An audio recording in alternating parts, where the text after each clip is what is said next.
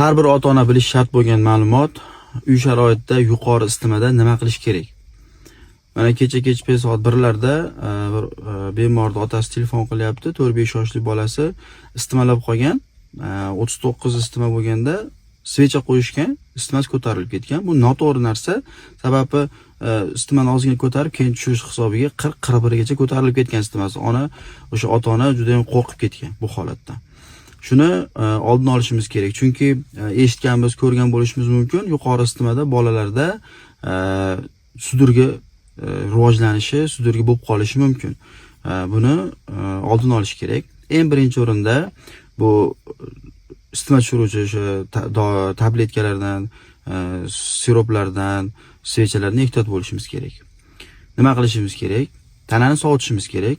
Tanani sovutish qanday? Kiyimlarni yechish kerak bo'ladi. Qalin o'ramaslik kerak. Soqotyapman, qaltirayapman desa, qalin o'rab, shapkalargacha, paypoqlargacha kiydirib qo'yishadi. Mumkin emas, tanani sovutiladi. Keyin tanani sovutish yana bir yo'li, iliq suvda sochiq namlab tana artiladi. Yoki iliq suvda cho'miltirib yuborsa ham bolalar tanani sovutish kerak. Keyin ko'p suyuqlik berish kerak. Ko'p suyuqlik beriladi. Bunda suyuqlik yo'qotib turgan bo'ladi bu organizm. Yosh bola tezda suyuqlik yo'qotib qoladi. Shuning uchun suyuqlik beriladi. Tanaga dam beriladi. O'sha ba'zi bolalar yuraveradi isitmada. Unaqa emas. Yotqizish kerak, dam berish kerak bo'ladi. Xonani haroratini sovutish kerak, normallashtirish kerak, shamollatish kerak, dimlanib qolmaslik kerak bo'ladi.